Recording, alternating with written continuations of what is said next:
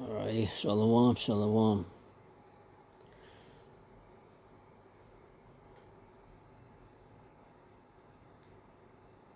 First and foremost, all the higher praise, honor, glory to Yahweh. Hashem Yahushua.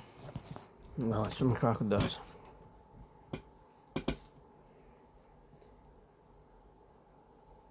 Double honors to the elders, sing honors to the apostles, preaching and teaching us the word of truth with sincerity as always.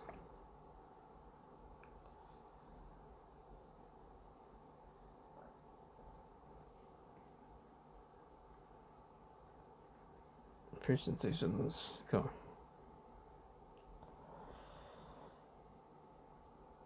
So without any further ado, I just want to get into this video.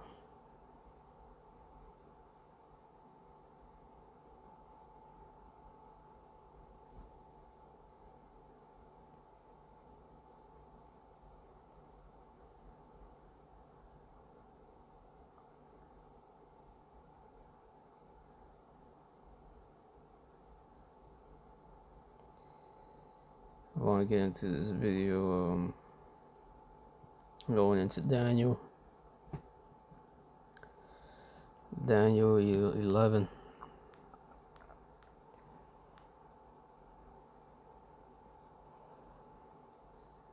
I went into this a while back. If you remember, if you've been following my channel for that long, try to find it here.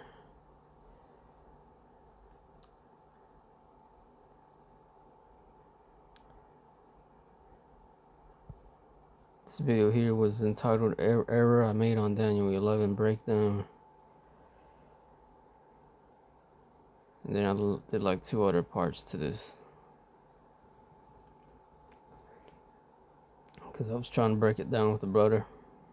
But what I found out about that is it's not very easy to break that Daniel 11 down when you got 2 people bringing out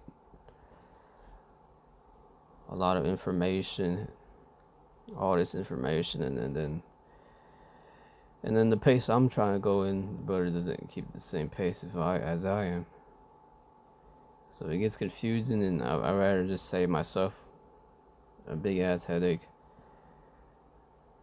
and break it down myself. I told the brother to break it down himself as well. I'm not sure if he's gonna end up doing that or not. It's up to him, but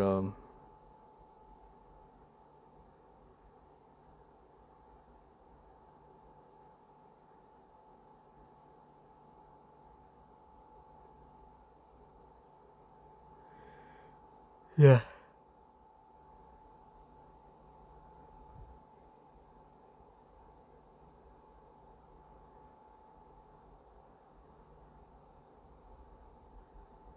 If you go to the brother's page, which I'm on right now, you scroll on down, you can find that breakdown that we tried to do.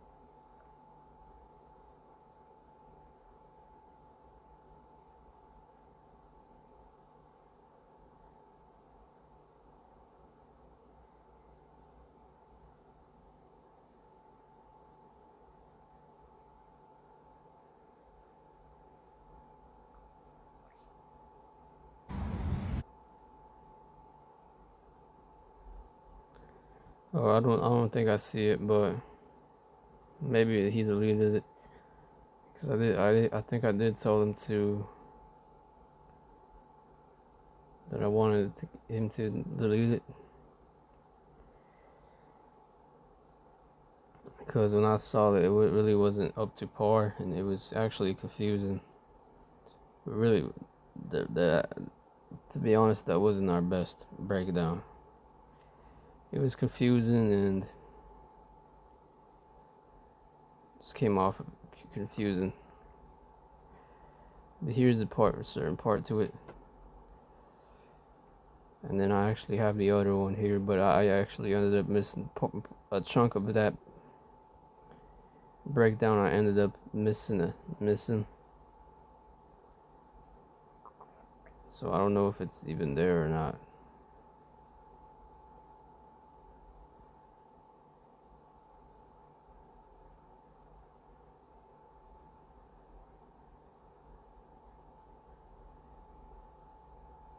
I don't think it is uploaded, which is weird because it should have been uploaded.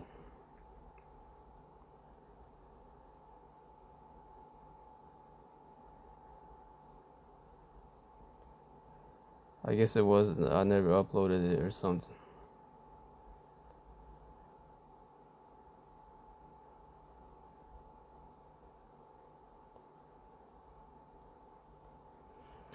Well, either way, man, I'm got the breakdown, and we're about to get into it here. So, lucky for that long ass intro.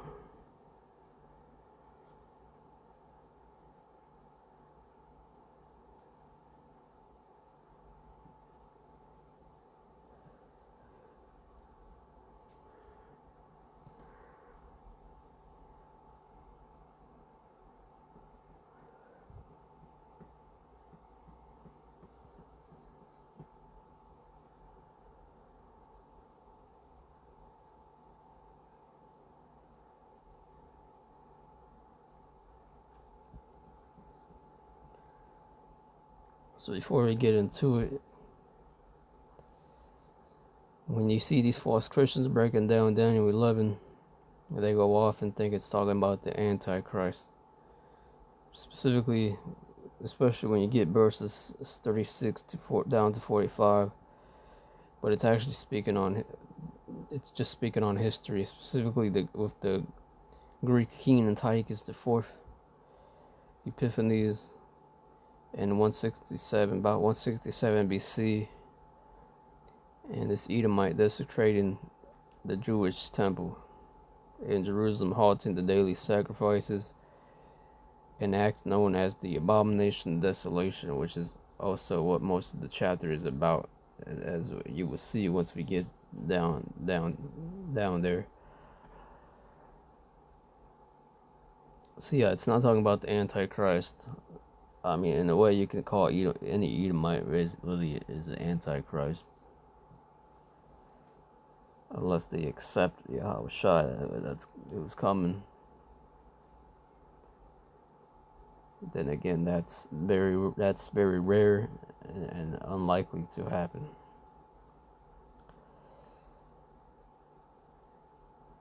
So anyway, moving on down, when you go into Daniel 11, Daniel was seeing things that happened in history that were years after him. From when Daniel got this vision in 539, other scholars say he could have gotten this vision, but between 536 to 539. Either way, that's a close approximate year. When he got these prophecies in Daniel 11 here, and the prophecy Daniel saw ends in the year when Antiochus dies, about 164 BC, or BCE, verse 45, the year. Yeah, that would be about 164.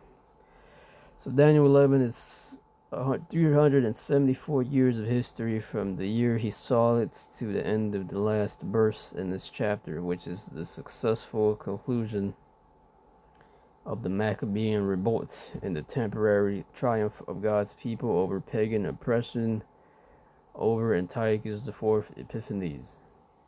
Yeah, when you go into it, you're going to see,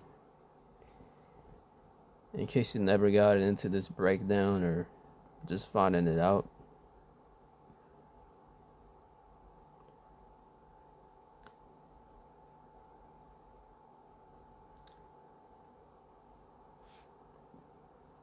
which I'm gonna be honest, the only brothers who fully broke, who I've known from GMS that's fully broken this chapter down is this brother here, which this is the brother that I learned, got this breakdown from. And I don't know, I'm not sure, or I forgot where the brother got his breakdown from, because he was going into it as well. But when you go into this brother's channel, Bakwar Moth here, just for you brothers that's new, that's listening, that's trying to learn, watch this.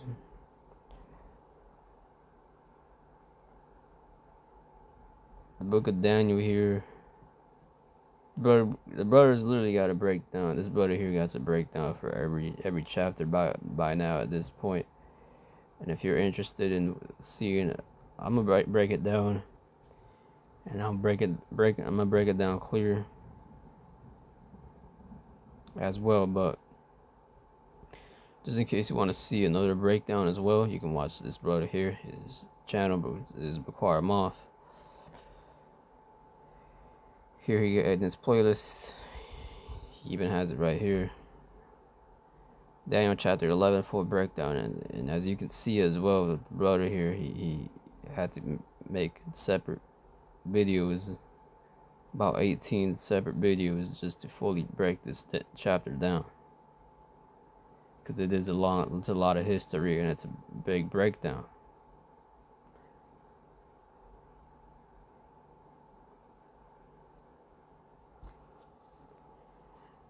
So that's where I learned, that's where I got that's the videos that I watched myself to learn the breakdown myself. As far as all the brothers, I don't think they broken it down entirely like this brother did. So shout out to that brother there. That was labor's work, tedious labor, I imagine. But this is gonna be another breakdown that's gonna, Lord willing, I'll break it down entirely as well, for you newer brothers to watch to get the point. And really, that's all you would need, is just this breakdown right here. But go on.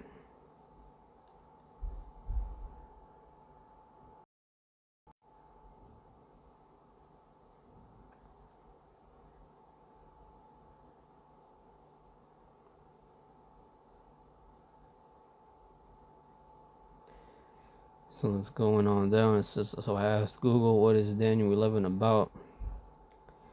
And it even said here, it has striking pinpoint accuracy of historical events, basically. And they're gonna give context to set it up before breaking this book.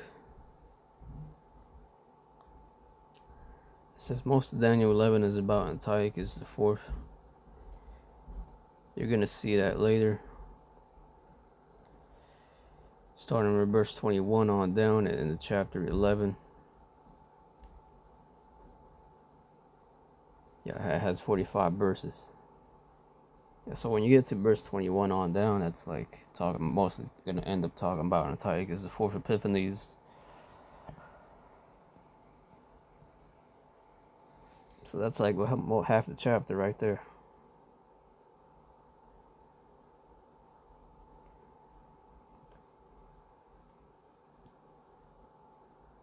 And it reads, but it does mention Alexander first and later other Greek kings, specifically about the kings of the north, kings of the south, as the chapter called him. And then it gets into Antiochus the fourth Epiphanes specifically.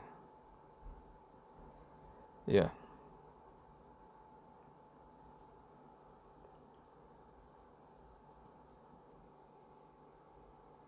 So this is the Daniel 11 here. It says in verse 1, it says, also in the first year of Darius the Mede, even I stood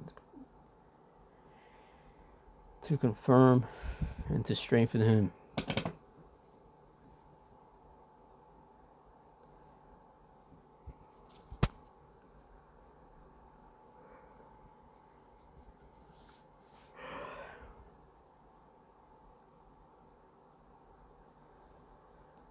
So Darius the Mede, it says in the first year of Darius the Mede, even I stood to confirm and to strengthen him. So Darius the Mede was basically,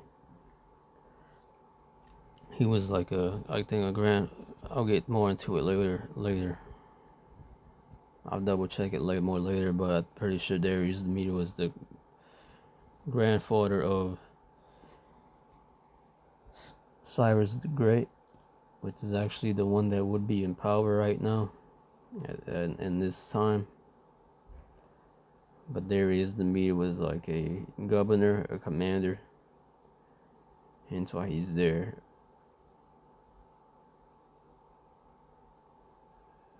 Mentioned as like the king in the first year of Darius the Mede, because he basically was the one that was responsible for taking down Babylon. And Cyrus the Great was actually the king at the time, but he let Darius the Mede there govern there. Hence why you have that going on. But yeah, man, Cyaxares, was Darius the Mede's father. He was a Greek, which was Cyaxares is a Greek way of saying Ahasuerus in Daniel 9:1.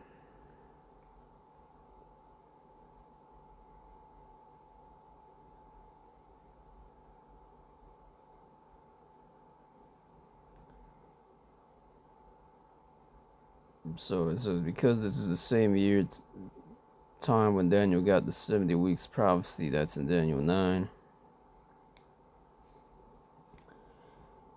which is heavy because that prophecy there is mainly dealing with 70 AD.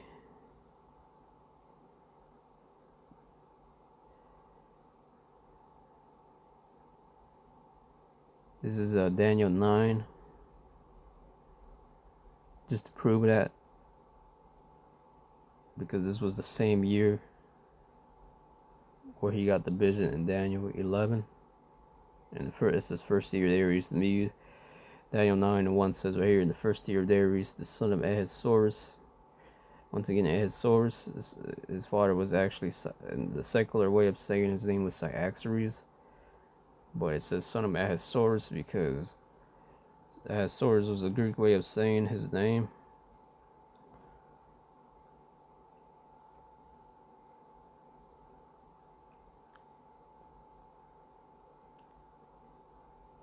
Well, actually, no, like right there, once again, Salakia. There you go. Me confusing things, making mistakes there. Once again, Salakia. I just cut myself there. Cyaxares was the Greek way of saying Ahasuerus. Ahasuerus, I believe, was the Assyrian way of saying his name. Hence, it says in Daniel, just to clarify again, Daniel 9:1. Daniel 9 is going into the 70 weeks. When you go into Daniel 11, that's going into the bulk of it is going into the 6 Syrian wars, but really the most of it is going into the Antiochus and the Maccabees and what was going on with that. And you have other wars. It's going into many wars as well amongst the Greeks. It's also going into the Diadochi Wars, which is a whole separate wars than the 6 Syrian Wars.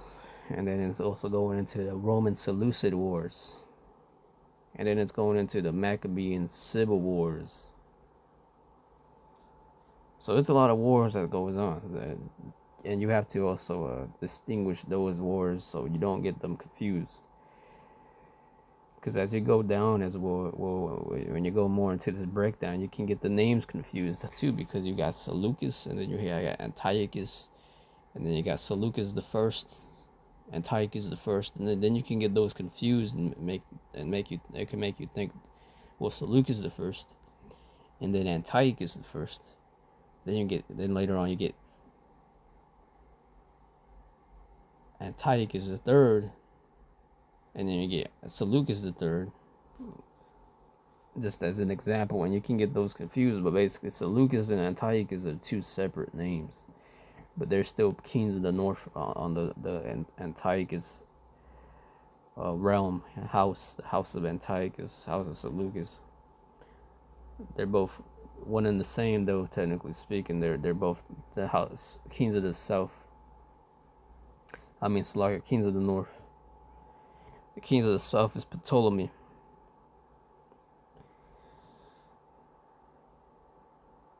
But yeah,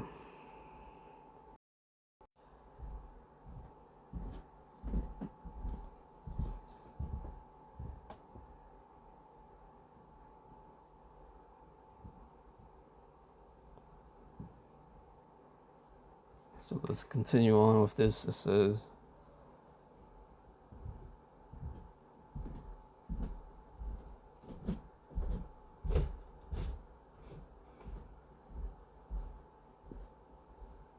so the reason I brought the heading up here is if you see in the screen, it says Yahweh or Yahushai are kings of prophecy, and I'm gonna explain this.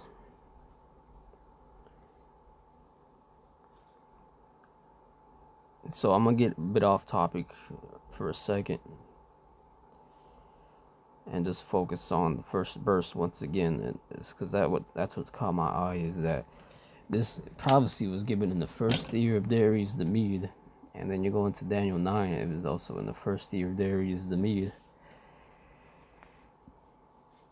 Just showing you how Yahweh Shemashai is the king of prophecy, because all this information that he was given to Daniel was deep, and it was talking about years in advance of what was going to come. Hence why Yahweh Shai are kings of prophecy.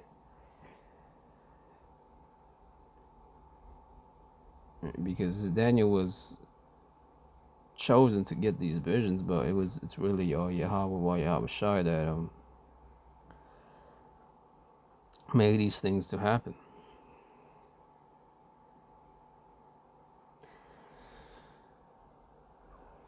Yeah, so Daniel 9 is dealing with 70 AD. Then it shows you how Daniel was getting basically most of the events and kingdoms that were going to come next as well. Daniel in Daniel 2, you got the statue. Daniel 7, you get the four beasts. Again, seeing what the Most High was going to do as far as putting kings and taking down kings in their kingdoms. And even Daniel was living and alive as he saw the first parts of these events taking place. That's why it's amazing when you meditate about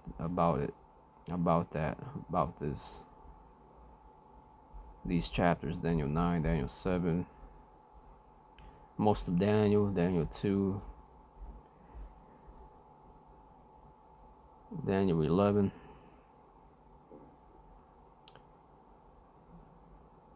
Yes, this is Daniel 9, verse 1. In the first year, Darius, the son of Ahasuerus, of the seed of the Medes, which was made king over the realm of the Chaldeans.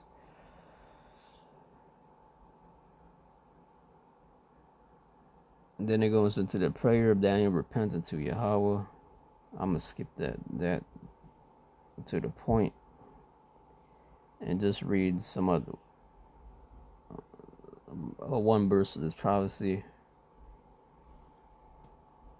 You go down, this is still Daniel 9, going down to Daniel verse 24, Daniel 9 verse 24.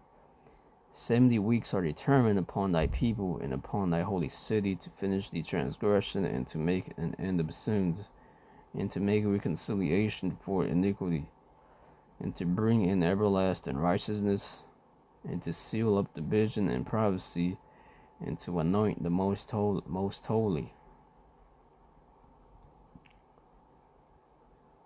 Going into once again the Yahushai's return and the 70 weeks. So that was a major prophecy as well here. But let's go back. So when Daniel got this, he probably saw Daniel 11 right after, or either he saw Daniel 9, then Daniel 11.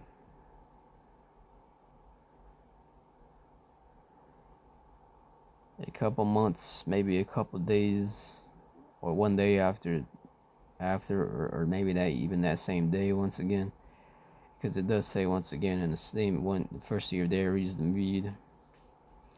So just going into how basically the Lord was able to know the future, which is what prophecy is, to speak things before they happen, to speak about things before they happen. Hence, Yahweh Hashem Ashai is the king of prophecy.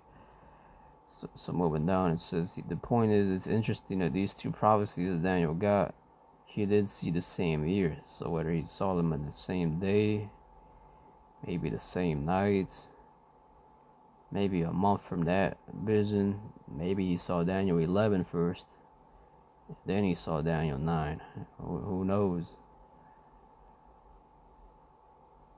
It all just depends, because even when you go into Daniel 7 really comes after Daniel 11 supposed to. Actually, no, Salakia. No, Daniel 7 comes before Daniel 11, actually. But I think when you go into Daniel 5, that's way after Daniel 7, supposed to be way after Daniel 7. So Daniel isn't really put in chronological order, is the point. Yeah, because Daniel 7 was when Nebuchadnezzar's son was in charge. Oh, no, actually not. So like, not Nebuchadnezzar's son, but Nebuchadnezzar's grandson, possibly. And then Daniel 11 was right after. So Daniel 7 does come before Daniel 11 chronologically. But even with those two visions, those are years apart. Daniel 2 was years. There was a certain gap between Daniel 2 and the vision of the statue till you get Daniel 7. I think it was like 5, maybe 10 years apart.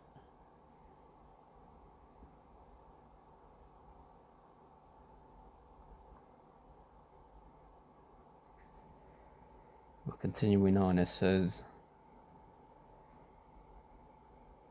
so when Daniel got this, the point is, it's interesting that these two prophecies Daniel got, he did see the same year, though, that when you go in, talking about Daniel 9 and 11 right now specifically, Babylon was taken out of the way. Yeah, when you go into Daniel 2, that was showing you how Babylon was going to be taken out. Daniel 7 was showing you how Babylon was going to be taken out. For Daniel, so it's amazing when you think about it, how Daniel was able to say that and live through that. He actually saw Nebuchadnezzar and told it to his face, and see the Most High say that, and then years after, him as an older man seeing that happen, it would have been, it's pretty deep. It's pretty amazing. That's pretty heavy right there.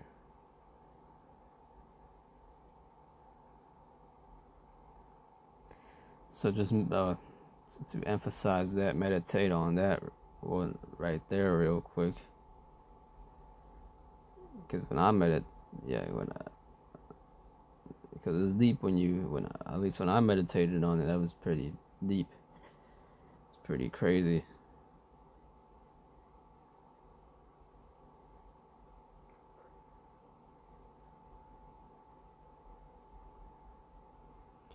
Because here in the secular history, they'll talk about Alexander, or they'll talk about this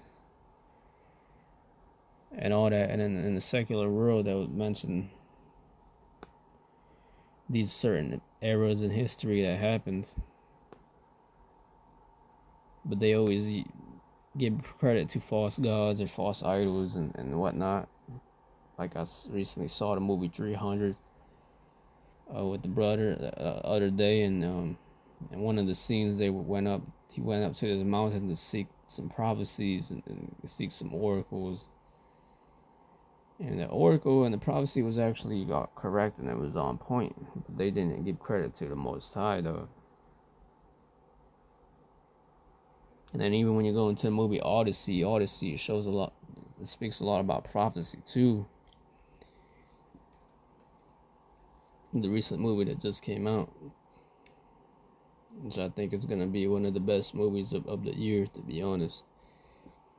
Because it was very good, but they show you prophecy in that movie, and how the guy was gonna end up, the certain dangers that the guy was gonna end up seeing, or what was gonna happen, or what he was gonna have to do. And so that was showing you prophecy right there. But these dumbass people, they sleep on prophecy. They don't understand how deep prophecy is. They see it in the movies, and really those are the best movies, the ones that always have a certain prophet or prophecy being spoken on about it throughout the movie. But when you go into real life, these people don't even realize that prophets are the prophecies of the Most High, who's the king of prophecy, Yahweh Yahweh Shai. Hence this heading right here, Yahweh Yahweh Shai, our kings of prophecy.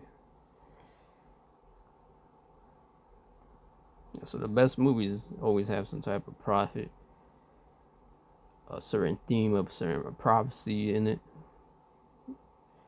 incorporated to it.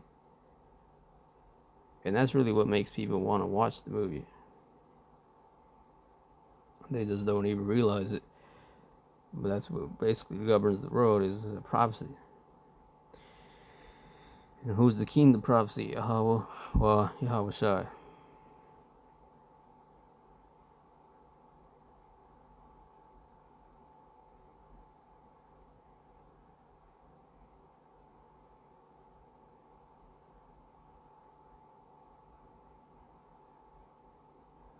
So Babylon was taken out of the way. It just shows you how the Most High is the king over the kings of the earth. Just showing you how the Lord manifested power to his prophets by showing them his secrets. Amos 3 and 7. Surely the Lord will do nothing but he revealeth his secrets unto his servants the prophets. Because before these kingdoms fell, the Lord showed us that he planned it by telling Daniel. In Daniel 7, Daniel 8, it says the kings of Persia. Daniel 2, Nebuchadnezzar was the head. Next, the silver chest and arms, etc. And then Daniel 11 is speaking on the downfall of these kingdoms as well, except with more detail as far as their exploits and battles and names, etc. when it comes to the Greeks especially. In Daniel 11 and then the Medo-Persian Civil War. Yeah, because Daniel 11 goes more into detail with certain kings, even of the Medo-Persian. Daniel 7 just mentions that it's going to be the second beast and certain conquest that they was going to do of taking the three ribs, right, which was metaphor for taking out Babylon. I believe it was Libya and Egypt. I get Lydia and Libya confused sometimes, but it was one of those. I think it was Libya, Egypt. Greece, civil wars between their own people, etc. Wars between these kings of the Medo-Persian Empire, between the Elamites and Greeks, the Edomites. Yeah, because Daniel 7 also it goes specifically into how the third beast was gonna be a leopard, and basically the leopard signifying how fast Alexander was gonna end up taking and conquering the land. And yeah.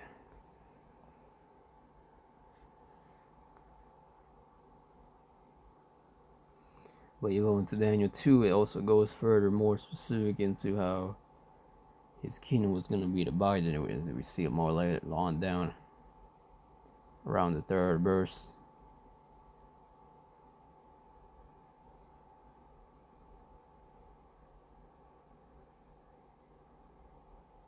So just going back to Daniel 11 verse 1 again. Also, why in the first year of Darius the Mede, even I stood to confirm and to strengthen him. Basically, it says here Cyrus and Darius both are mentioned in Daniel because Darius dies. Yeah, we mentioned earlier how Cyrus and Darius are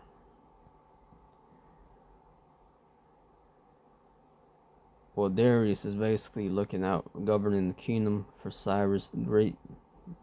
So Darius is just a smaller king, like a governor, and Cyrus is the actual ultimate ruler. This is Darius dies, then Cyrus is the one who it names in Daniel, basically.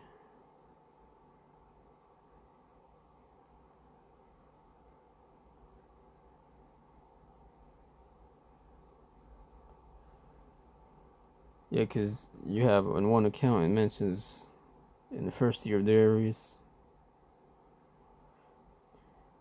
Then in another one it mentions in the first year, second year of Cyrus. Here's some clarification on that. Daniel 6 and 28. So Daniel prospered during the reign of Darius and the reign of Cyrus the Persian. Yeah, and we're gonna go more into it as well. How basically, just to give you some background, how Darius was.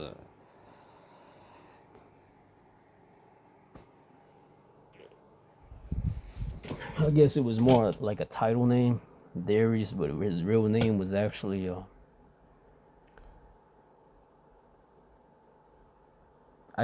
Honestly, I can't tell you for sure what his real name was, but secular history, because he has a lot of names, so I wouldn't know what his actual name would have been for sure. But I'm just speculating that Darius was a title, like a throne name, and yeah, it goes off many names as well, like in secular history. Some call him Astyages.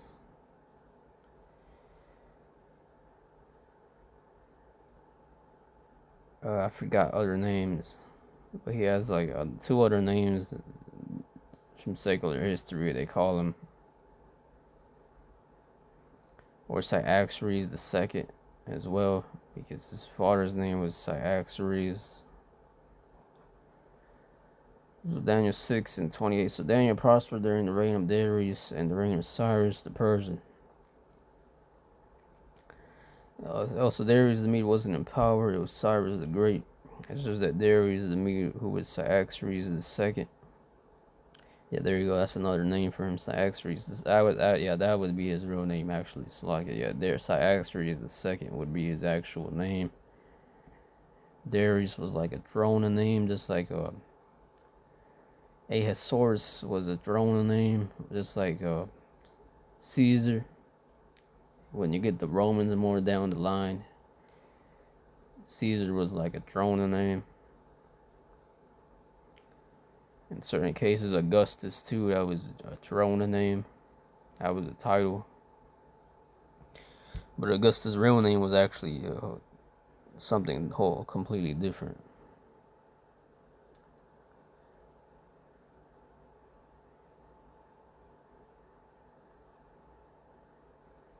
Yeah.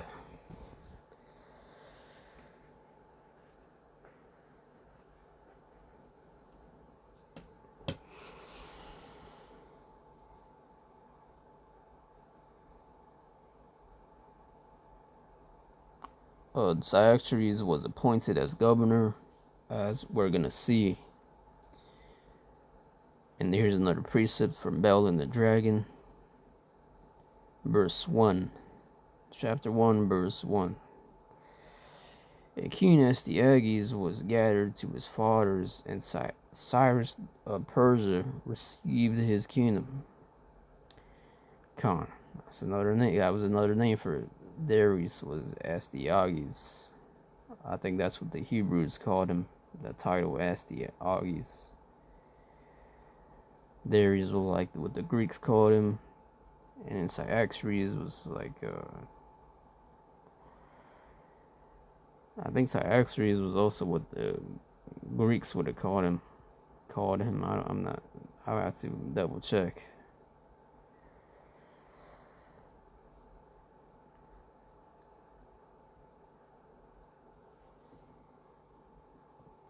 And you can look all these and double check all that as well yourself if it's in you to do so. You can look all into it more and more and just get into it more yourself as well.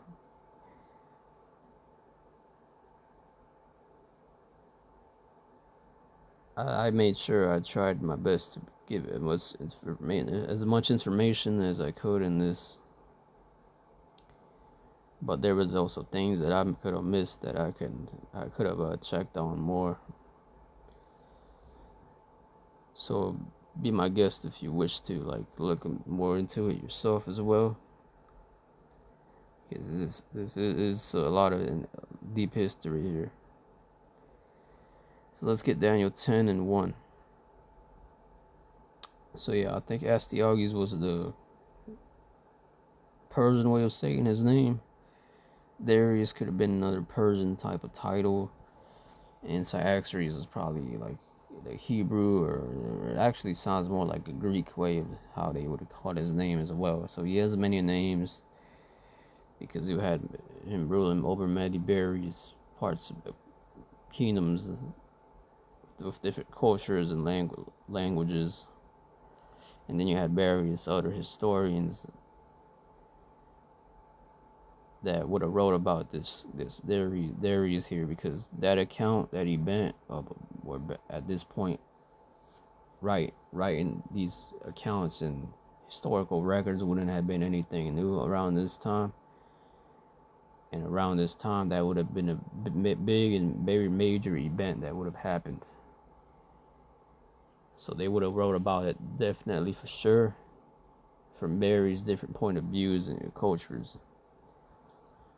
And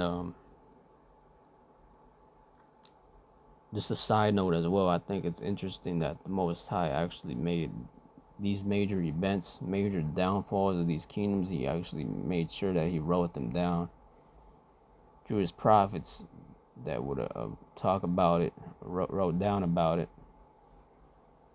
for now. And I don't think they give the Most High enough credit in this world when it comes down to that, man. They talk about him and write dudes write books about him, but they never, they never give credit to the Most High about these things, man. And I think that's pretty lame.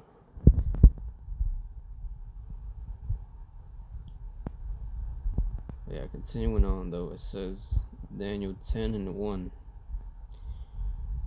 In the third year of Cyrus, king of Persia, here now we got, because it mentions first it mentions the first year, because you got different kings as mentioned in Daniel. First you got Nebuchadnezzar, then you got this other king whose name was Belshazzar, I think.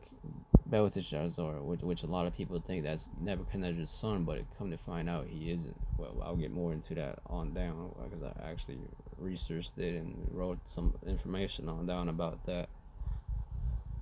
Then you get Darius, then you get Cyrus, so it can be confusing.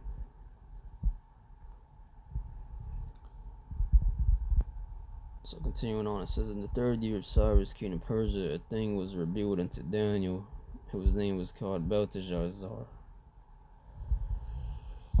And the thing was true, but the time appointed was long, and he understood the thing, and he had understanding of the vision. Because Cyrus was king over the whole kingdom, but had smaller kings like governors to look over a lot of his territories. Yep. So once again, Darius was just one of those governors, basically.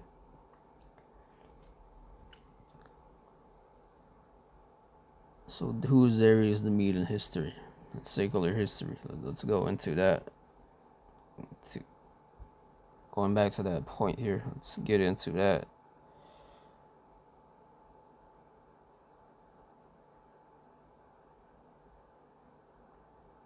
So Darius the Mede here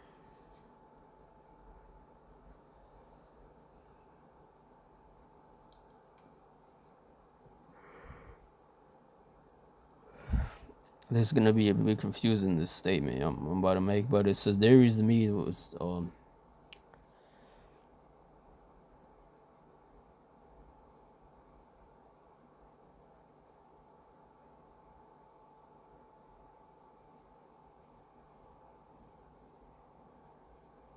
Darius the Mede actually ruled pretty long when you go into it, because he was ruling way before Cyrus. Cyrus took him out of power though, and decided not to take him out, and then he ruled again a couple more years. If you want, technically speaking, if you want to count him ruling as governor when he was governor of Babylon, when Cyrus commanded him to take Babylon out. Later on, we're going to get more into Cyrus. Cyrus the Great only ruled about 30 years. Cambyses, his son, about 20 years.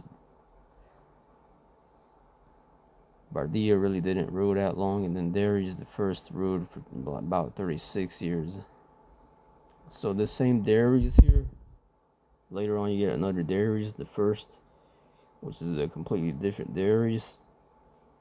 At this point, Darius the Mede dies, obviously. But I speculate this Darius the First that comes to this in the scene more later could be the same Darius in the reincarnation. And then when you get later on Darius the Second that gets defeated by Alexander, I speculate that could have been the same Darius as well in the reincarnation. But yeah, you get Darius the First, he ruled pretty long, 36 years. Then Xerxes, he ruled 21 years, which I'm jumping the gun there. I honestly don't know why I mentioned that, but hey, there it is. So we just discussed why and how it is that you have Darius as ruler in Babylon, and Cyrus the Great later on mentioned as king over Babylon. Once again, verse 1. We're just going to speak on Darius and focus on the character for a second. I want to get some information on this character for a while, because it's Bible, it's going to be Bible history edification, just to edify a bit more on that for edification's sake. Daniel 11 verse 1. Also in the first year of Darius the Mede, even I stood to confirm and to strengthen him.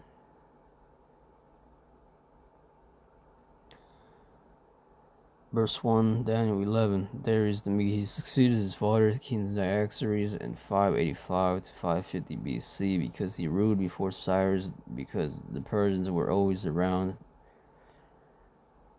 as a power with Babylon, an ally for Persia. Yeah, they were allies with Persia, which that's where Cyrus the Great would come in later, who shared power in a dual monarchy when Babylon was conquered, and they also shared power with Babylon while they were on top. It says inheriting a vast and wealthy empire. So yeah, once Cyrus the Great defeated Babylon, he was even more wealthy and powerful. Let's see, Darius the Mede was the grandfather of Cyrus the Great. Yeah, so that Cyrus the Great would be his grandson, because I think his mother was the daughter of Darius the Mede. It says Cyrus and ruled Media Persia before Cyrus the Great, and he was also the general of Cyrus the Great. He was appointed governor by Cyrus. His historical records state he was Persian rather than Median, which that's false. Darius the Mede was a Mede.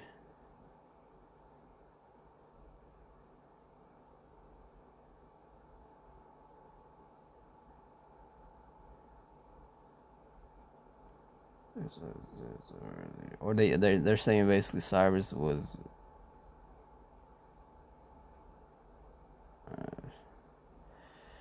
you can double check that for me, Salakia. I think Yeah, they're saying the Mede was Persian rather than Median, which is false. Yeah, yeah. All right, Slovakia. There, I almost confused you. Slovakia. I don't want to make this breakdown to come off confusing, so I'm gonna make sure that I catch myself if I catch myself slipping, because we take this breakdown serious and we can't come off like, oh, maybe this is that, maybe that, maybe this. No, we gotta listen, brothers. If you break something down, if you're gonna break a chapter down, make sure you break it down correctly. Make sure you know you got everything clear. Because the breakdown me and the brother did a while back, that was a botched up breakdown. I ain't gonna lie. In my opinion, it really wasn't the best. It came off confusing, and a lot of it is due to me, my part on my end as well.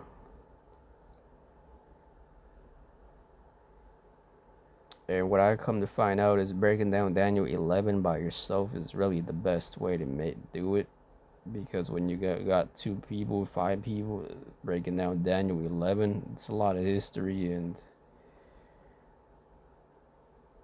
it's different than just breaking down Revelation 17 is what you'll find out from my experience.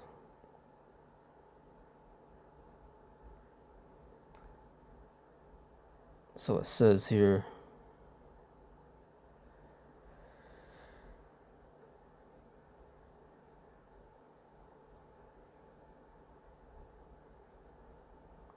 at least if you're trying to get more in depth into it, well, as far as with the names, and then if the brother doesn't really know the certain accounts or historical accounts you're bringing out, you can get confused.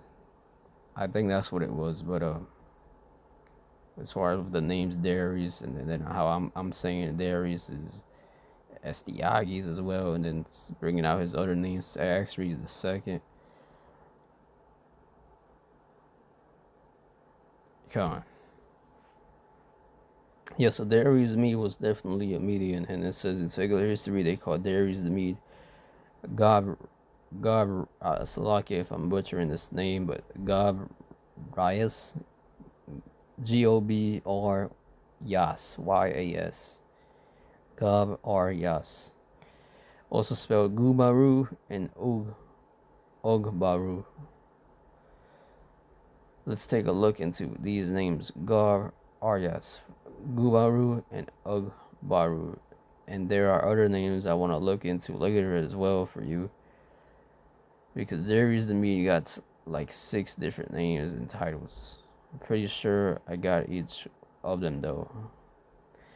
The 2 names Gubaru and Ogbaru are in the Nabonidus Chronicle,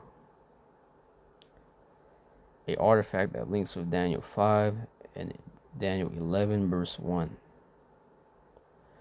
Yeah, because I think when you go into Nabonidus, that's the name of the actual Babylonian king that was king of that time, who was outside of Babylon, but he was actually the actual father of the prince he set up. That prince he set up, that was his son that was in power, that's mentioned in Daniel 5 when Darius gets mentioned, as far as him taking down Babylon, and his son that brought those cups out that was of the temple. So Nabonidus was his father. Nabonidus Chronicle, which links you with Daniel 5, Daniel 11 and 1, which proves the scriptures are accurate and on point. Gubaru is mentioned in column 3rd, line 20. Line 20 reads, the general whom Cyrus the Great installed to administer the region.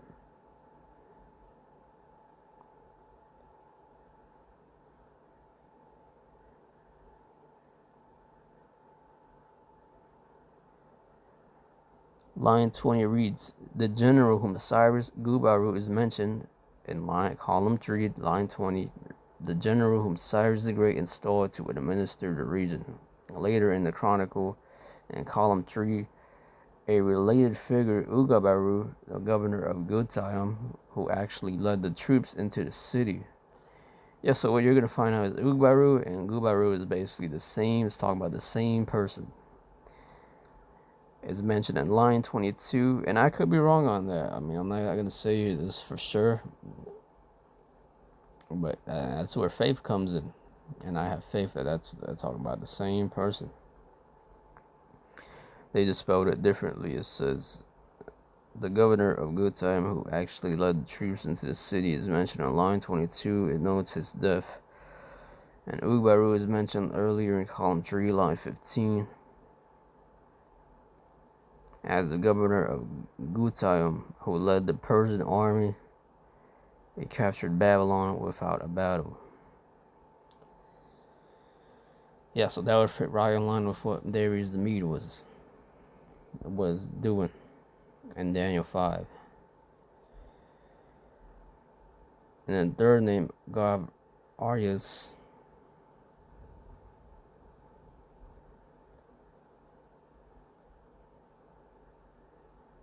is simply the standard Greek translation used by classical historians for both of these names. In ordered translations, both names, Ugbaru and Gab Arius, were frequently rendered as Gab Arias,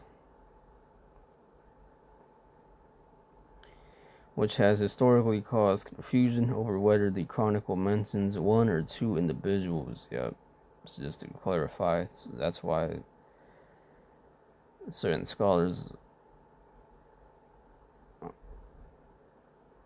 think that's two different individuals, which they can use that to discredit the scriptures, but I would say that's the same two individuals.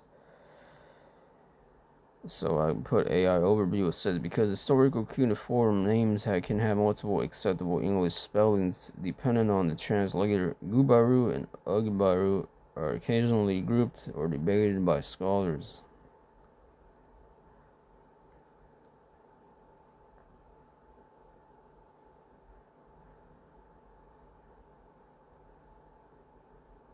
They are the same people, but it reads here. Yeah, some scholars say they are the same people. Some scholars debate that. Historical debates continue over whether these names refer to the same man or two different individuals. So you have artifacts you can go that links that there is the Mede to his history, debunking the false beliefs. The point is you have this artifact that's linking you to a general of Cyrus the Great taking down Babylon, which links right with Daniel, which would link perfectly with Daniel 5 once again.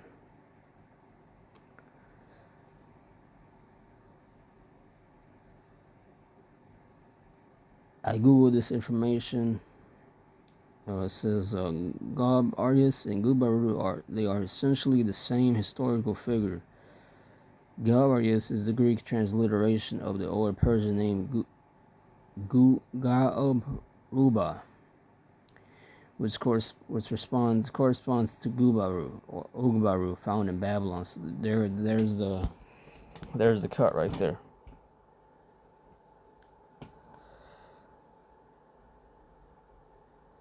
Gab Arias and Gubaru are essentially the same historical figure. So Gubaru and Ugbaru are basically like the same name, and Gab Arias is the Greek transliteration of the old those names. Both those names which are Old Persian kind. It also reads here on Google, yes, Ugbaru and Gab Arias are simply different translations of the name of the exact same historical person. And another name historically identifies Darius the Mede is Cyaxares II. Now the name Cyaxares II is linked with this ancient Greek historian. It's like if I'm pronouncing it wrong, it says Xenophon, a man who did a historical work. He describes Cyaxares II as the king of the Medes. Here's just this FYI. This guy Xenophon says that he's gonna say that Xerxes the second was the uncle, but that's technically not correct. He would be the great. He would have been the grandfather of Cyrus. So yeah, it says the uncle of Cyrus the Great, but actually Xerxes the second would have been, once again, the grandpa of Cyrus the Great, basically, on his mom's side.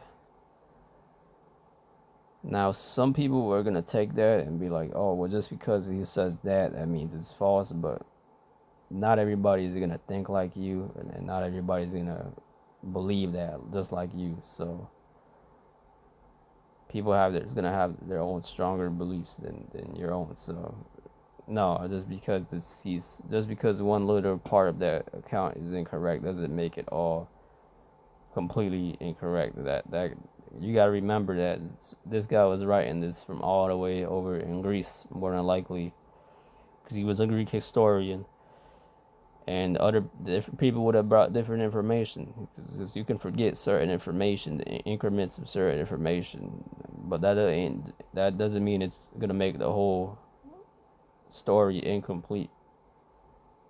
Just like with today, you can have certain stories of this people and at this party, and this people at this party, and if they all were to come out, they would all bring a certain parts of the story of this one historical figure and the one person of that one party they were writing about. Doesn't mean that person didn't exist. It doesn't mean that in the grand scheme of things that the whole picture of the bigger picture doesn't make the bigger picture less of any picture, man.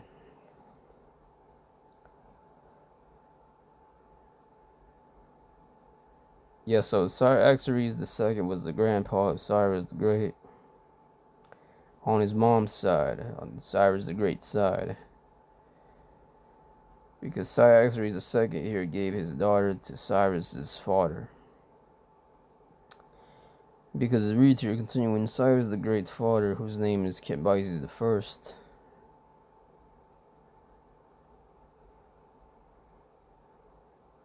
Yeah, Cyrus the Great's father was Cambyses the First, and later on, you have a later on you have, I think Cyrus. Yeah, Cyrus the Great. Cyrus calls his son Cambyses the Second. So I also speculate that that could have been the same person in the reincarnation as well. Because because his grandpa's father was Cambyses the First. Cyrus the Great calls his son, names his son Cambyses the Second. So they could have been the same person in the reincarnation. But yeah, continuing on, it says because.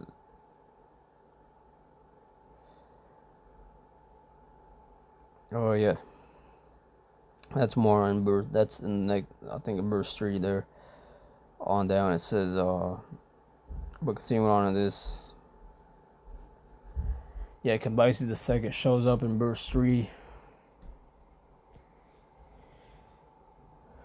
Could be the same Cambyses the first in the reincarnation. So continuing on, but anyway, Cyrus the Great's father, Cambyses the first, was given Ogbarus, also called Xerxes the second daughter, to marry, and then out of them came Cyrus the Great.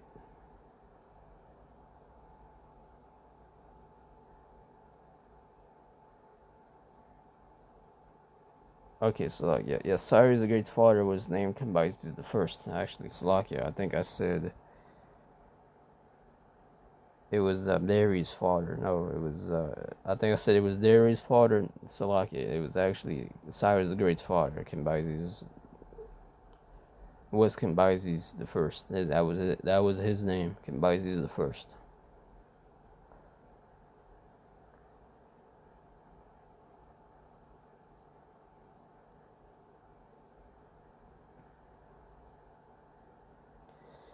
This is here. And another name is Astyages. An ancient Christian and Jewish commentaries identify Darius the Mede as Astyages.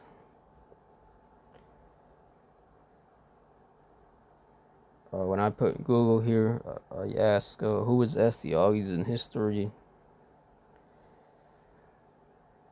and it brought me to this one link from encyclopedia.com on Astyages. It says Herodotus, the Greek historian Herodotus, recorded a famous and likely legendary account that Astyages had ominous dreams that his grandson would overthrow him.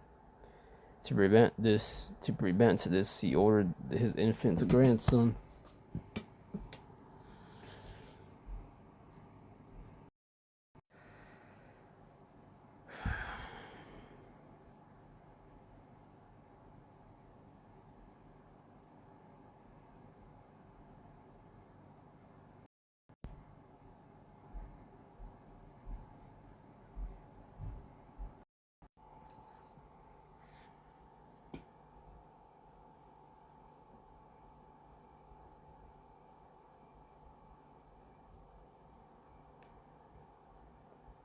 ominous dreams that his grandson would overthrow him. To prevent this, he ordered his infant grandson Cyrus to be killed. The child was secretly saved and raised by a herdsman. Babylonian records records that the Cyrus cylinder, Babylonian records like the Cyrus cylinder and the Chronicle of Nabonidus corroborate the core historical fact.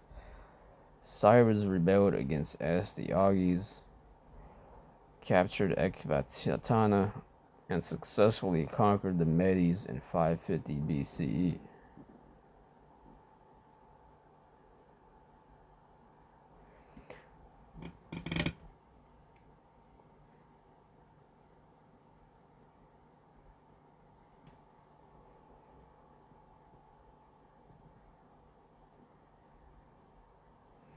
Astyages was the last Median king and had no male heirs. So the empire was conquered and absorbed by Cyrus. Yes, Cyrus the Great was a Persian.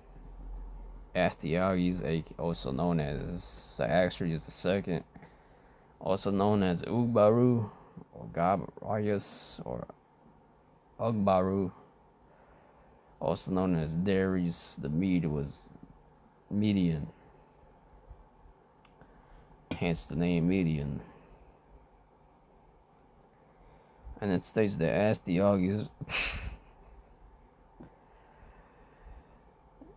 it states that Astyages' grandson Cyrus the Great marked the end of Median dominance and established the foundation of the Persian Empire. Precept here, Daniel 7 and 5, and another beast a second like unto a bear, and it raised up itself on one side. That one side was the Persian side. That bear was the Median Persian Empire. And it had 3 ribs in the mouth. 3 ribs was Libya, Babylon, and Egypt. I think, if I'm not mistaken, Egypt and Libya were the last 2 kingdoms to be taken by the Medo-Persians. And it had 3 ribs in the mouth of it, between the teeth of it, and they said thus unto it, Arise, devour much flesh. Many historians and conservative theologians suggest Darius was a thrown name or a title given to a real Persian official. His actual name was Cyaxares II, and the most common candidates are Gabarius or Ugbaru/Gubaru. The general Cyrus the Great, who actually captured Babylon and was appointed governor. The historical records state he was Persian rather than Median. Once again, they're going off of that. Historical accounts by writers, depending on the writers, once again. But yeah, those are him, we believe. And they'll link you once again with Daniel 11 verse 1, any chapters that mentions, especially Daniel 5, where it mentions Darius the Mede. Now I want to get some context on historical figures to Daniel 5, specifically the king that's mentioned as the king of Babylon in that time, who would have been the son of Nabonidus.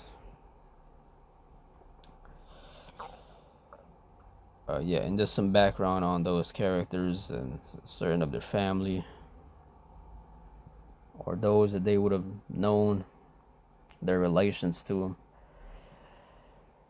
And this is going to fall perfect in line with the next segment of this point. It says, at this time, once again, you get chapter 5. This is 64 years after Daniel 2, in the second year of their Nebuchadnezzar. Yeah, because in Daniel 2, that was the second year of Nebuchadnezzar. And this ruler Nabonidus, who was actually not the son of Nebuchadnezzar, which is what I thought as well. Which it doesn't even mention Nabonidus, but basically he has a lot to do with this chapter as well, in the context, the grand scheme of things, in the context of it.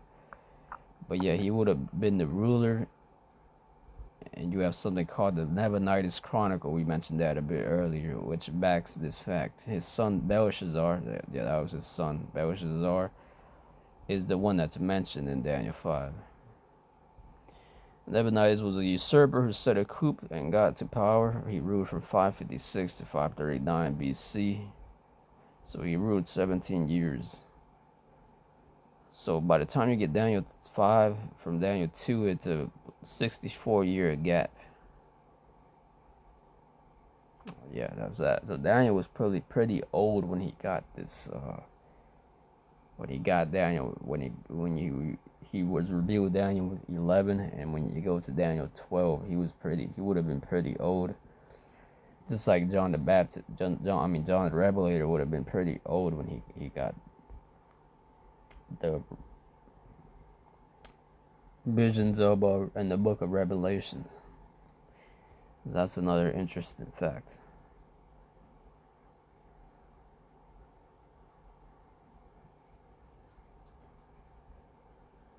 And both of them would have been technically in a captive type of setting. Yeah, but going back to Nabonidus, he basically set a coup to get to power and ruled 17 years from 556 to 539. Before Nabonidus, he did have a couple of Nebuchadnezzar's sons come in power after their father, but Nabonidus was the last king of the Neo-Babylonian Empire. And he came to power following a coup. It is widely theorized that Nabonidus married a daughter of Nebuchadnezzar, making Belshazzar Nebuchadnezzar's grandson, which that would make sense that he would have married Nebuchadnezzar's daughter, because when you go into chapter 5, the princess or queen at the time comes in, which the word queen goes back to whore. We don't like to use that word, but I'll say the princess of that time. She would have told Belshazzar about Daniel, who knew about dreams and interpretations. So how is it that she would have known about Daniel? She would have had to have been related to Nebuchadnezzar, or have been close to Nebuchadnezzar to have known about Daniel. So it would fall right in line with that correlation in Daniel 5 of this woman, this princess of Babylon in that time, mentioning this information of Daniel being able to break these things down to Belshazzar, which Belshazzar probably wouldn't have known anything about. Yeah, he wouldn't have known anything about Daniel, because he wouldn't have been close to Nebuchadnezzar, and he would have been like 20, maybe younger at this time.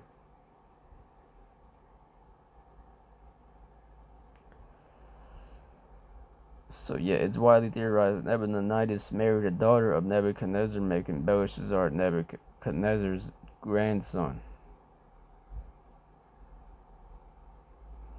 He was a usurper and he had no direct bloodline connection to Nebuchadnezzar.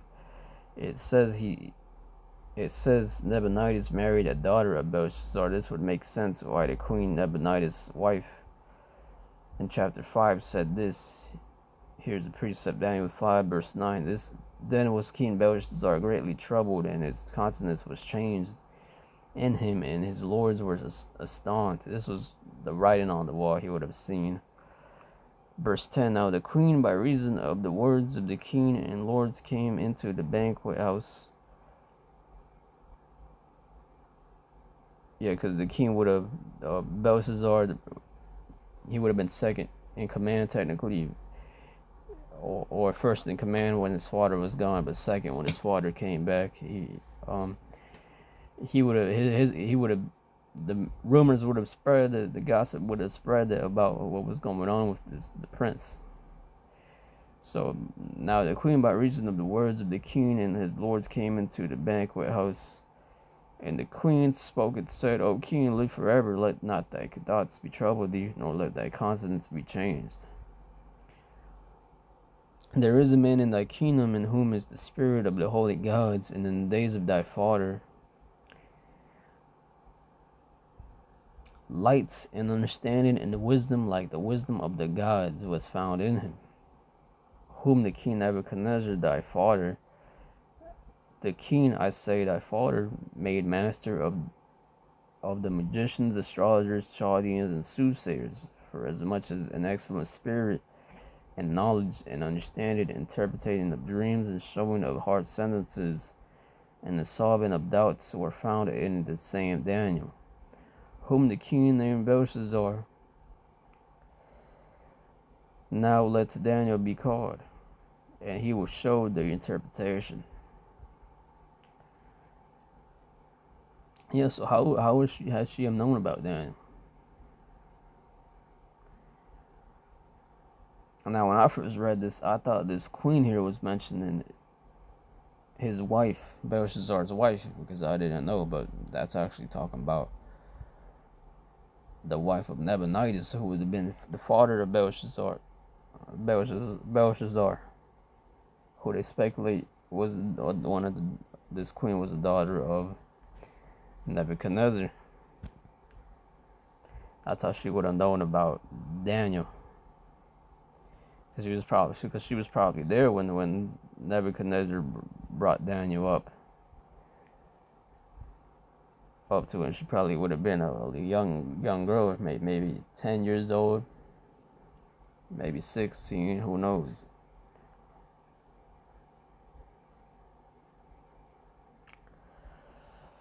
Belshazzar was the son of Nabonidus. The book of Daniel refers to Belshazzar as the son of Nebuchadnezzar.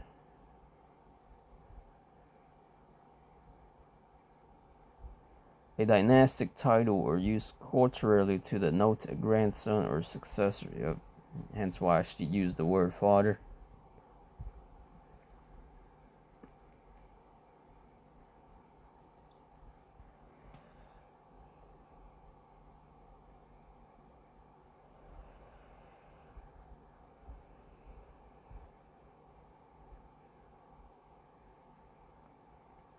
The point is that woman would have had to have known and been related to Nebuchadnezzar some way, somehow. Because for her to be have a title like queen, and then for her to have known about Daniel like that, and who Nebuchadnezzar was in that specific event where he had that vision he wanted to get revealed to him. So there's no denying that. That's for sure, man. Going back to that Nabonidus Chronicle.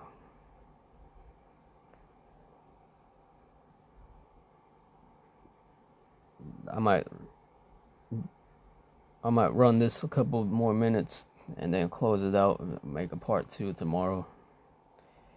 Because once again, this is a lot of history. So yeah, let's go a bit into that Nabonidus Chronicle, which is going to also link you and prove it to you how and it's also gonna back up how basically the scriptures are accurate and on point. Just like with Isaiah, and there's an account in Isaiah of this angel that came and smote down 100 and something thousand Assyrians. 185, I think it was 185,000 Assyrians. There's an Egyptian record and chronic account that also falls in line with that, and there's the Assyrian account, a chronicle, a stele, that stone that falls in line with that as well. With the king at the time, I think it was Shalmaneser the second or something. I have to look back at his exact name, but he that whoever that dude's name was, he has an account of that written as well, and there's an Egyptian account even of that as well.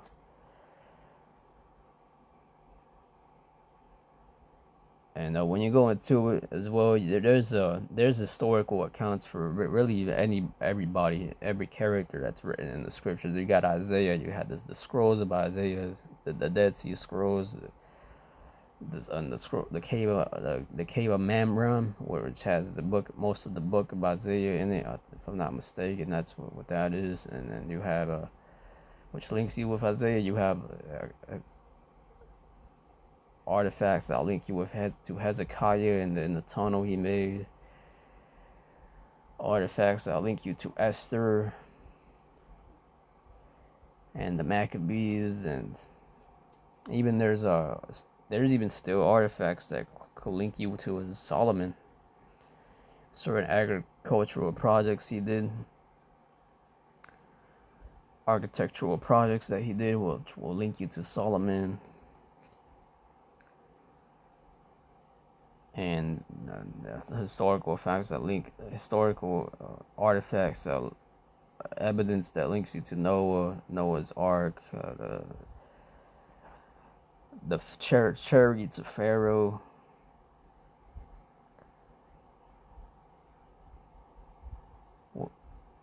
Which some people think that's in this certain area, but it's really in the other certain area of that Gulf, Aqaba. And you have other historical accounts, man, to Jericho.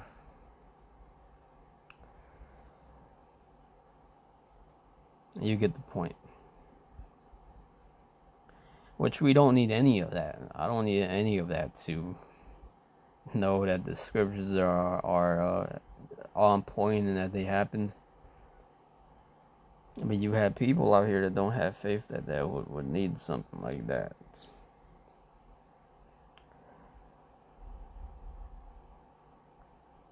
Going back to that Nehemiah's Chronicles, it mentions Belshazzar.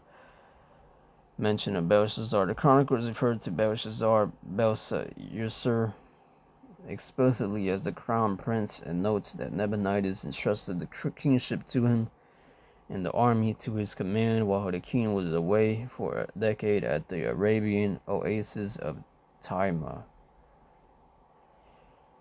At the fall of the city, when Persian forces under General Ubaru Gab-Arius took Babylon, the chronicle notes that Nabonidus was in the city and was captured, and that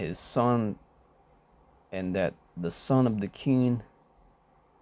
Yeah, the chronicle notes that Nabonidus was in the city and was captured, and the son of the king likely died amid the subsequent violence inside the royal palace, although the exact text is slightly damaged and missing some details.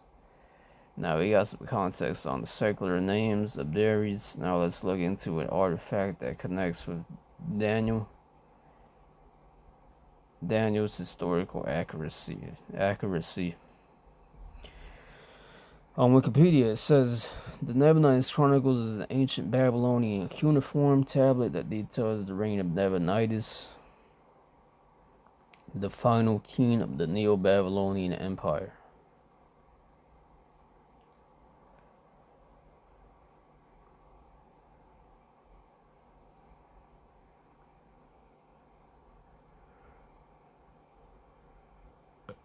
who ruled from 556 to 539 BCE.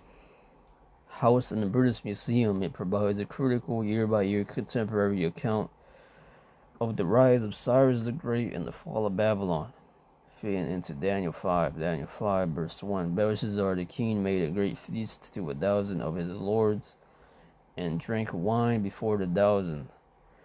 Belshazzar, while he tasted the wine, commanded to bring the golden and silver vessels which his father Nebuchadnezzar had taken out of the temple which was in Jerusalem, that the king and his princes, his wives, and his concubine might drink therein. Historical significance: the fall of Babylon. The chronicle records how the forces of Cyrus the Great captured the city in 539 BCE. Notably, it states that Cyrus's army entered the city without a fight. Biblical correlation: the Nabonidus Chronicle does state that the New Year festival, known as the Akitu festival, occurred. The Chronicle records that the New Year festival was celebrated in the city during Nabonidus' 17th and final year as king. There you go. That will fall right in line with the timeline of Daniel 5.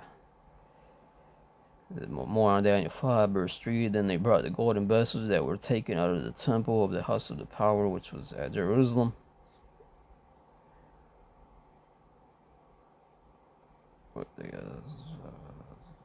And the king and his princes, his wives, and his concubines drank in them. They drank wine and praised the gods of gold and of silver, of brass, of iron, of wood, and of stone. In the same hour came forth fingers of a man's hand and wrote over against the candlestick upon the plaster of the wall of the king's palace, and the king saw the part of the hand that wrote. Then the king's countenance was changed, and his thoughts troubled him, so that the joints of his loins were loosed, and his knees smote one against another. More biblical correlation and historical significance: the Nabonidus Chronicle, missing deities. The text notes that several divine guests, statues of gods from surrounding regions, failed to attend the festival. Historians believe that this indicates that these nearby towns were already under siege by Persian forces, preventing the idols from being safely transported into Babylon. Yeah, that would fit right in line with Daniel 5, how Astyages and Cyrus wanted to take Babylon. Because Babylon was a big city, so certain cities would have gotten besieged, and then after breaking those cities down, they would have gotten an easy access into Babylon, just to easily just walk up in there. Like how they showed you in the movie Odyssey, when they got inside the city. Daniel 5 and verse 24, it says, Then was the part of the hand sent from him, and this writing was written. And 25, and this is the writing that was written, many tekel upharsin. 26, this is the interpretation of the thing, many God hath numbered thy kingdom and finished it. Tekel, thou art weighed in the balances and are found wanting. Paris, the kingdom is divided and given to the Medes and Persians. 29, then commanded Belshazzar, and they clothed Daniel with scarlet and put a chain of gold about his neck, and made a proclamation concerning him that he should be the third ruler in the kingdom. And that night was Belshazzar, the king of the Chaldeans, slain, and Darius the Mede took the kingdom, being about 62 years old. The text aligns closely with several events in the Hebrew Bible. For instance, it explains why Nabonidus was not in Babylon because of Nabonidus' controversial devotion to the moon god Sin, and his extended decade-long stay in the Arabian oasis of Timah, which prevented him keeping the traditional Babylonian New Year, Akitu festival. That means Nabonidus' text aligns closely with Daniel 5. Why Nabonidus was not in Babylon at the time? of its conquest, which corresponds to the biblical accounts in the book of Daniel. Well, Belshazzar rules as regent and offers Daniel the third position in the kingdom. The city of Babylon fell to the Achaemenid Persian Empire under Cyrus the Great in October 539 BCE. This event marked the end of the Neo-Babylonian Empire and the loss of the native Mesopotamian independence.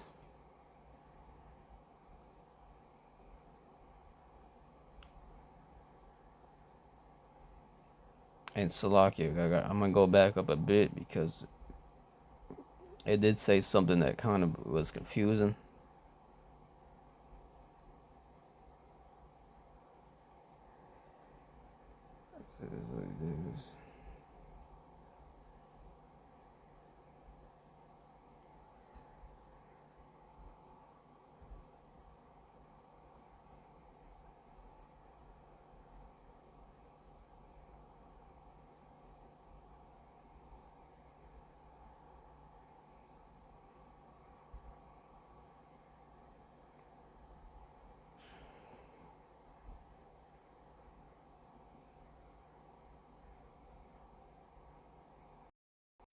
Because we read earlier up above here that here where it says, where the subheading says this Nabonidus Chronicle mentions Belshazzar. In this paragraph that says at the fall of the city, when Persian forces under General Ogbaru that would be Darius the Mede took Babylon, the chronicle announced that Nabonidus was in the city and was captured. So we read on down that he wasn't in the city. He would have been kept from keeping the festival. So this was probably a bit after the fact where they captured him. And you can double check this for me as well. You can also double check this. The point is that it fits right in line with the biblical account. Now, my guess is that this was right after the fact. After it was all done, and they already got, and Darius the Mede already got inside Babylon and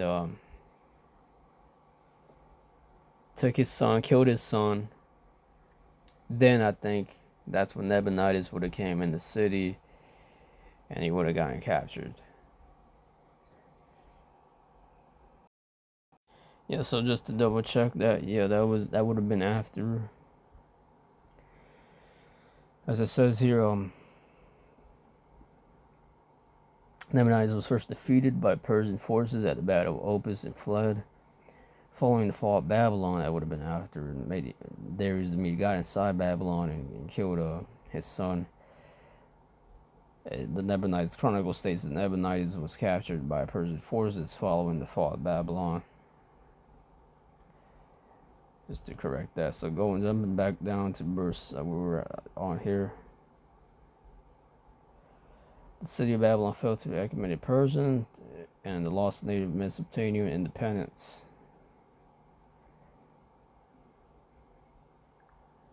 Isaiah 13:17, Babylon will fall to the Medes, which this fits right in line with the prophecy as well here. Isaiah 13:17, how Babylon was going to fall. Going all the way back to Isaiah. And it's also in Jeremiah. I'll get that later. It says, Babylon fall to the Medes. Behold, I am going to stir up the Medes against them, who will not value silver or take pleasure in gold. Jeremiah 51:11, the New American Standard Bible, states, sharpen your arrows, fill with quivers. The Lord has stirred up the spirit of the kings of the Medes, because his plan is against Babylon to destroy it, for it is the vengeance of the Lord, vengeance for his temple. Lift up a signal flag against the walls of Babylon, post a strong guards, station sentries, set up an ambush, for the Lord has both planned and performed what he spoke concerning the inhabitants of Babylon. Timeline of the fall, 539 BCE. The conquest followed a swift military campaign. The Persian conquest, 539 BCE. The strategy. The walls of Babylon were famously massive and deemed impregnable, according to ancient historians, including Herodotus. Cyrus the Great's army ingeniously diverted the course of the Euphrates River so the water's level dropped. Late September, early October, Persian forces defeated the Babylonian army at the Battle of Opis on the Tigris River. The devastating loss at Opis permanently destroyed the Babylonians' will to fight. Within 2 weeks, the cities of Sippar surrendered without a fight, and Cyrus' commanders were able to march into the grand city of Babylon completely unopposed. With a decisive military engagement between Cyrus the Great of the Persian Achaemenid Empire, and King Nabonidus of the Neo-Babylonian Empire. The entry under the cover of night, Daniel 5, while Babylonian citizens and nobility were distracted by a major religious festival, Persian troops marched under the walls through the shallow riverbed and captured the city with minimal resistance. Precept here, Jeremiah 51:25. Behold, I am against thee, O destroying mountain, says the Lord, which destroys all the earth. And I will stretch out my hand upon thee and roll thee down from the rocks and make thee a burnt offering. Now, this is really foreshadowing going into America. Set you up a standard in the land, blow the trumpet among the nations, prepare the nations against her, call together against her the kingdoms of Ararat, Mene, and Ashkenaz. Appoint a captain over her against her, cause the hot horses to come up as the roe caterpillars. Prepare against her the nations of the kings of the Medes, and the captains thereof, and all the rulers thereof, and all the land of his dominion. Jumping to verse 34, Nebuchadnezzar the king of Babylon hath devoured me, he hath crushed me, he hath made me an empty vessel, he hath swallowed me up like a dragon, he hath filled his belly with my delicates, he hath cast me out. 35, the violence done to me and to my flesh be upon Babylon, shall the inhabitants of Zion say, and my blood upon the inhabitants of Chaldea shall Jerusalem say. Jumping down to 37, then Babylon shall become heaps at the dwelling place for dragons, in astonishment and in hissing without an inhabitant. Jumping to 44, and I will punish Bel in Babylon, and I will bring forth out of his mouth that which he hath swallowed up, and the nations shall not flow together any more unto him. Yea, the wall of Babylon shall fall, and that's the spirit, because they mentioned how they found a way through the walls. Just like the prophecy states.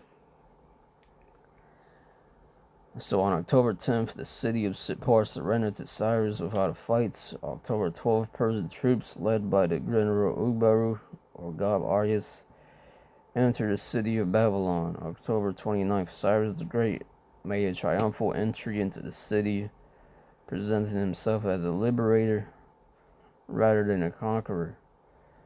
Babylon today, the site located roughly 55 miles south of modern-day Baghdad, Iraq, is designated as a UNESCO World Heritage Site. Yeah, if I'm not mistaken, Saddam Hussein actually built a palace just a bit above the ruins and very close to the ruins of where that ancient palace of Babylon used to be. And it's pretty interesting and funny how he also ended up getting destroyed, and his kingdom destroyed just as swiftly as Babylon got destroyed. Going into that scripture that says there's nothing new under the sun. So Saddam Hussein could have been Nebuchadnezzar in the reincarnation. The city of Sippar surrendered to Cyrus without a fight. Yeah, we read that already. Just going back to the prophecy as well. Once again, Jeremiah 51. 44 again. And I will punish Babel and Babylon, and I will, yeah, that's why his son's name was Belshazzar, because they worshipped Babel so much. And I will punish Babel and Babylon, and I will bring forth out of his mouth that which he has swallowed up, and the nations shall not flow together any more unto him. Yea, the wall of Babylon shall fall. 48. And then the heaven and the earth and all that is therein shall sing for Babylon, for the spoilers shall come unto her from the north, says the Lord. 49. As Babylon hath caused the slain of Israel to fall, so at Babylon shall fall the slain of all the earth. Skipping to 51. We are confounded because we heard reproach. We have heard reproach, shame hath covered our faces, for strangers are come into the sanctuaries of the Lord's house. Wherefore, behold, the days come, says the Lord, that I will do judgment unto her graven images, and through her all her land the wounded shall groan. Though Babylon should mount up to heaven, and though she should fortify the heights of her strength, yet from me shall spoilers come unto her, says if the Lord. A sound of the cry cometh from Babylon, and great destruction from the land of the Chaldeans, because the Lord hath spoiled Babylon, and destroyed out of her the great voice. When her waves do roar like great waters, a noise of her voice is uttered.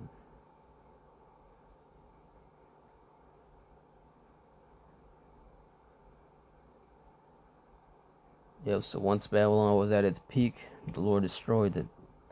56. Because the spoilers come upon her, even upon Babylon, and her mighty men are taken. Every one of their bows is broken, for the Lord God of recompenses shall surely requite.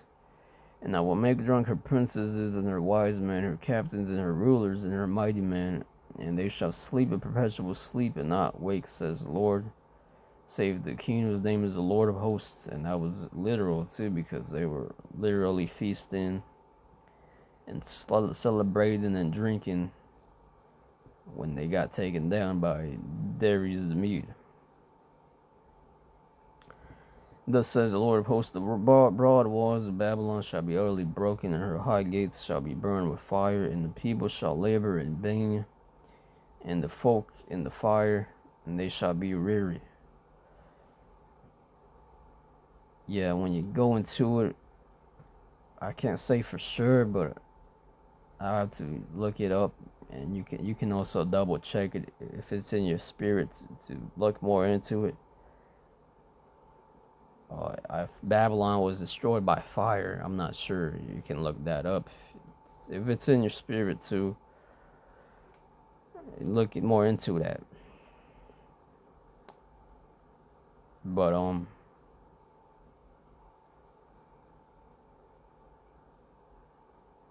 even if that didn't happen, or it was still metaphorical, that's verse there. And either way, it was foreshadowing what's the destruction that's gonna come to America, Babylon, and in this time. And it's interesting too that it was in the night, that they snuck in the night, just like it says in the 2 Peter, as a thief in the night.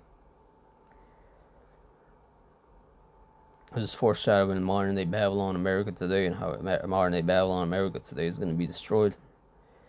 59. The word which Jeremiah the prophet commanded Zechariah the son of Neriah the son of Maaseiah when he went with Zedekiah the king of Judah into Babylon in the 4th year of his reign. And this Zechariah was a quiet prince. So Jeremiah wrote in the book all the evil that should come upon Babylon, and all these words that are written against Babylon. And Jeremiah said to Zechariah, then when thou comest to Babylon and shalt see and shalt read all these words, then shalt thou say, O Lord, thou hast spoken against this place to cut it off, that none should remain in it, neither man nor beast, but that it should be desolate forever. And it should be when thou hast, and obviously that didn't happen to modern day Babylon, Iraq today. And technically it has, basically, because the main parts where it was destroyed that remains till this day, it's empty. No one know where it's main palace used to be, it's empty and it's all ruined. And nobody really even goes there or lives there. So in a way, this prophecy is actually twofold, and it actually is literal, and it's pertaining to ancient Babylon and this Babylon in that sense. Because the ruins there, where it still is ruined, is a lot of it is buried and real, on like below the ground, and nobody can even dwell there, except desert creatures and whatnot. As far as that goes, and also later on in the history, yeah, Babylon would have gotten caught on fire. So more than likely that was also literal, even if in that account where Darius came in and Cyrus came in and destroyed it, wasn't caught on fire or set on fire to destroy it. It could have been pertaining to years later on in other historical accounts where Babel, that area there, got caught on fire and destroyed.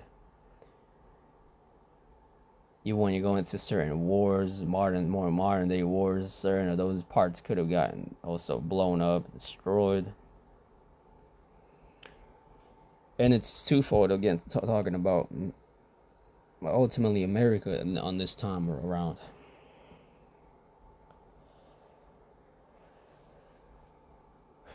In the bigger picture. But yeah, continuing on, it says, neither man nor beast, but that it shall be desolate forever, and it shall be when thou hast made an end. I read in this book that thou shalt bind a stone to it and cast it in the midst of Euphrates. And I found it interesting too that in the midst of Euphrates, because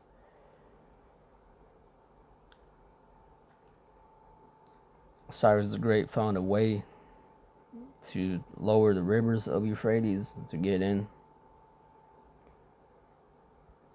to destroy Babylon, and also when the time we're going to come into, the river Euphrates has dried to destroy this Babylon that's in power currently today, this time around. And thou shalt say, thus shall Babylon sink and shall not rise from the end evil that I will bring upon her, and they shall be wearied. Thus far are the words of Jeremiah. The aftermath. Following the defeat, Cyrus the Great, as recorded on the famous Cyrus Cylinder, established Persian rule, promised to respect local customs, and allowed exiled peoples, including the Jews, to return to the homelands. So that's also mentioned in Nabonidus' Chronicle. But I'm going to stop here.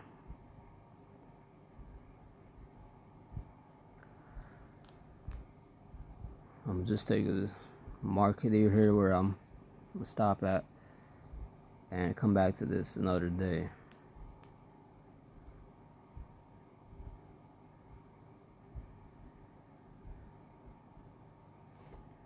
Yeah, and if you want to, you can also pause it and read all this, screenshot it, note it down as well yourself. Shalom.